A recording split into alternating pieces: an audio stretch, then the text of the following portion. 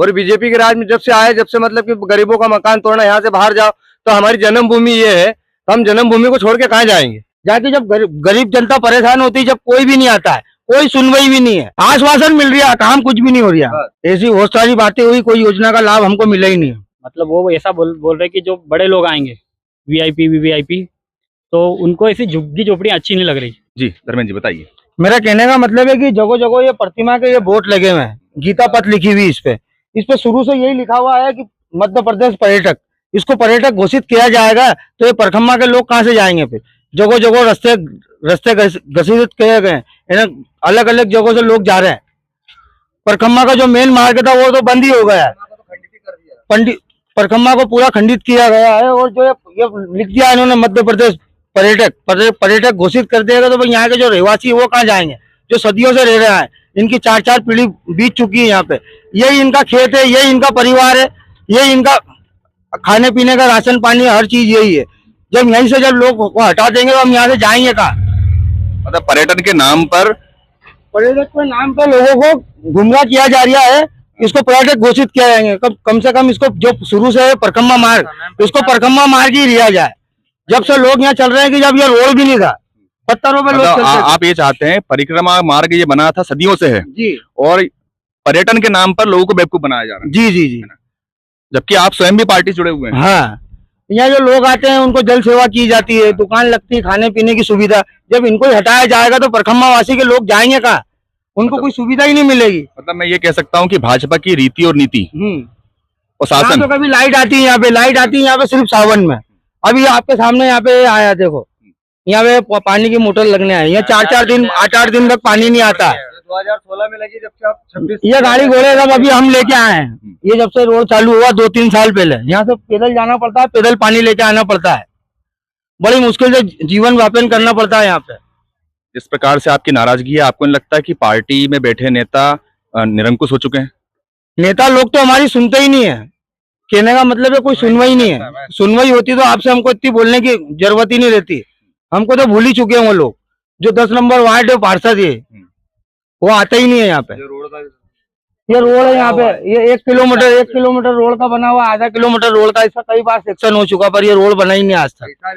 पैसा भी आ गया, गिट्टी भी आ गई, मट्टी भी आ गई, रेती भी आ गई, चोरी भी हो गई। हाँ, हमारा कहने का मतलब है कि जो यहाँ के रहवासी है उनको यहीं रहने दिया जाए, और जो इनकी दुकानदारी है उनको पीछे हटा दिया जाए। तुम्हारा ये परखम्मा क्षेत्र का रास्ता भी हो जाएगा, और जो यहाँ के निवासी है वो यहीं रहे, उनको यहीं का यहीं रोजगार दिया जाए। हाँ, तो वही बात हम कर रहे हैं कि मुख्य रूप से ये मार्ग पट्टे बटते हुए आए हैं। हाँ। सबसे पहले इंदिरा गांधी के टाइम पे बटे 1998 का पट्टा, हमारे भैया पार्षद थे भंवर सिंह दरबार, 1971-98 में तो अटल बिहारी वाजपेयी थे।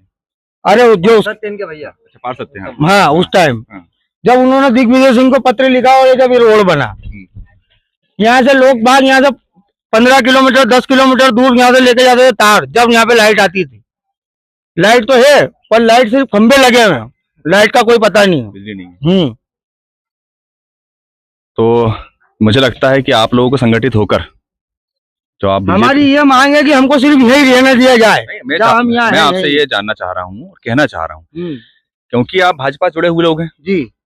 भाई साहब भी जो इंटरव्यू दिया अभी अपनी बात कही, भाजपा जुड़े हुए लोग हैं, शासन भाजपा का है, तो संगठित होकर भाजपा के आपके जो वरिष्ठ जनप्रतिनिधि हैं उनके सामने अपना पक्ष रखते हुए इस कार्य को क्यों नहीं करवा लेते हैं? ऐसी बहुत सारी बातें हुई, कोई योजना का लाभ हमको मिला ही नहीं। गए भी हम कई बार गए।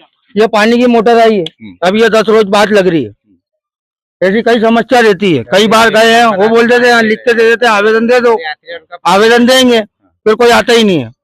आपके सामने बोल देंगे ये फलाना व्यक्ति जाएगा, ये जाएगा, इसको पहुंचा दे, उसको पहुंचा, जाता कोई नहीं है। आश्वासन मिल रहा, काम कुछ भी नहीं हो रहा। हमारा आपसे यही आग्रह है कि हमको यहीं रहने दिया जाए, जो हम यहाँ सालों से रहते हुए आ रहे हैं, हम हमारा जीवन यहीं यापन करना चाहते हैं। जो डेवलपमेंट हो रहा है, मतलब वो ऐसा बोल रहे कि जो बड़े लोग आएंगे वीआईपी वीवीआईपी, तो उनको ऐसी झुग्गी झोपड़ियां अच्छी नहीं लग रही।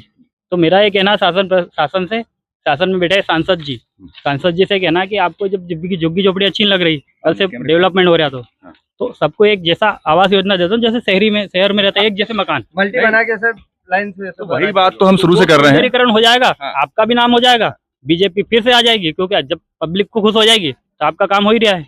तो वही तो हम भी कहना चाह रहे हैं वो ऐसा नहीं हो रहा कि है पर्यटन के नाम पर इसी क्षेत्र के लोगों के साथ डेवलपमेंट क्यों नहीं हो सकता? जी, पर उसके विपरीत हो रहा है। मतलब हमने ये बात भी बहुत बार रखी, बाकी इसके विपरीत हो रहा है। हमने उनको बहुत बार जगह बताई, इतनी जगह यहाँ पे कि बहुत सारे लोग बस जाए। कुल मिला के गरीब जनता की सुनवाई नहीं कर रही है, खुद अपनी इनकम की सोच रही है कि अपनी इनकम कैसी होगी। ये ओंकारेश्वर जनता को भगाने के लिए। ओंकारेश्वर में 15 वार्ड है। 15 वार्ड में सबको सुविधा मिलती है कि हर वार्ड में कई तुम्हारे प्रधानमंत्री आवास योजना मिलती है, अलग अलग सुविधा मिलती है। पर जो 10 नंबर वार्ड है, यहाँ सब सुविधा बंद कर दी गई है पहले से ही। कोई सी भी योजना आती है यहाँ पे 10 नंबर वार्ड में वितरित होती ही नहीं। सिर्फ वोट के टाइम पे आते हैं नेता, परखम्मा लगाने आते हैं, दादा गुरु आते हैं, विधायक जी आते हैं, दीपक पटेल आते हैं, जब उनका जन्मदिन होता है जब आते हैं। जाके जब गरीब जनता परेशान होती है, जब कोई भी नहीं आता है, कोई सुनवाई भी नहीं है, सिर्फ परेशान होते रहो, परेशान होते रहो और अपनी दिमाग पर हाथ रोकते रहो। कहने का मतलब है कि सुनवाई तो कैसे कहीं तक नहीं है। तुम कलेक्टर के पास जाओगे, उसके पास जाओ। इससे पहले जो शासन था कांग्रेस का, हाँ, उस समय आपको पट्टे वितरण करने के आदेश भी दे दिए गए थे और साथ में यहाँ रोक भी लगा दी गई थी कि आप यहीं रहोगे। उसके बाद फिर तुम्हारे शिवराज सिंह सरकार आई, उन्होंने बोला कि जो कांग्रेस के शासन में 5 साल से जो व्यक्ति जार एरिया है, 5 साल से जो व्यक्ति जार एरिया है, उसको वहीं उसको स्थापित किया जाए। तो लोग तो यहाँ सालों से रह रहे, 3 4 पीढ़ी हो गई, फिर इनको कहाँ पहुंचाओगे क्या तुम? बोल रहे थे आप? कांग्रेस के शासन काल में क्या? कांग्रेस के शासन काल में जो भी ओंकारेश्वर में परिक्रमा मार्ग में जहाँ पर भी है, जो भी डेवलपमेंट पर किसी को यहाँ से हटाया नहीं, किसी को बाहर नहीं पहुंचाया, यहाँ से किसी का आशियाना नहीं उजाड़ा। और बीजेपी के राज में जब से आए, जब से मतलब कि गरीबों का मकान तोड़ना, यहाँ से बाहर जाओ, तो हमारी जन्मभूमि ये है, तो हम जन्मभूमि को छोड़ के कहाँ जाएंगे? आज हमें आप नेता लोगों से बोलते हैं तुम्हारी जन्मभूमि तुमको हटा के दूसरी जगह शिफ्ट करे, तुमको मान लोगे आप लोग? यहाँ जन्मभूमि हमारी जन्मभूमि छोड़ के तुम बाहर के लोगों को लाके यहाँ बसा रहे हो। यहाँ वही मल्टिया बनाओगे, वही गंदा पानी नर्मदा जी में जाएगा, इधर कावेरी जी में जाएगा, वही गंदी वाला वापस होगा मल्टियों का पानी। और ओमकार पर्वत को तुम जगह जगह से तोड़ के तुमने परिक्रमा को पूरी क्षतिग्रस्त कर दी। और ओम पर्वत जो बना है, ओमकार पर्वत 4 ज्योतिर्लिंग में 4थे ज्योतिर्लिंग पे आता है ओमकारेश्वर। ये ओम पर्वत का आकार है पूरा, इसको तुमने जगह जगह क्षतिग्रस्त कर दिया, तो ओम का मतलब ही क्या रह जाएगा फिर? क्षतिग्रस्त क्यों किया गया इसको? ये डेवलपमेंट के लिए जो रोड बना रहे हैं, जैसे अभी मूर्ति शंकराचार्य, आदि गुरु शंकराचार्य की मूर्ति रखी, तो जंगल था, पहाड़ इसको काटा, पेड़ काटे, वही पेड़ शिवराज सिंह ने लगवाए थे 2016 में, और वही पेड़ काट दिए बाद में 2 साल बाद, और वो रोड बनाया। तो ये भी देखने वाली चीजें हैं जो यहाँ की जनता और आप स्वयं। बोलते हो कि एक पेड़ माँ के नाम, तो फिर क्या लगा रहे हो आप? ठीक है, खत्म करते हैं। तो ये भी देखने वाली चीज है कि यहाँ की जनता स्वयं शासन की पोल खोल रही है। कांग्रेस के समय भी इन्हें छेड़ा नहीं गया, इन्हें रहने दिया गया, और जबकि बीजेपी के कार्यकर्ता हैं स्वयं बता रहे हैं इस चीज को। अभी यहाँ की जनता को स्वयं देखना चाहिए कि मल्टी स्टोरी बिल्डिंग सिर्फ उन अमीरों के लिए है जो जिन्हें इस देश का नागरिक माना जाता है, और इस यहाँ की जनता को ये लगता है कि हम इस देश के नागरिक नहीं हैं। धन्यवाद।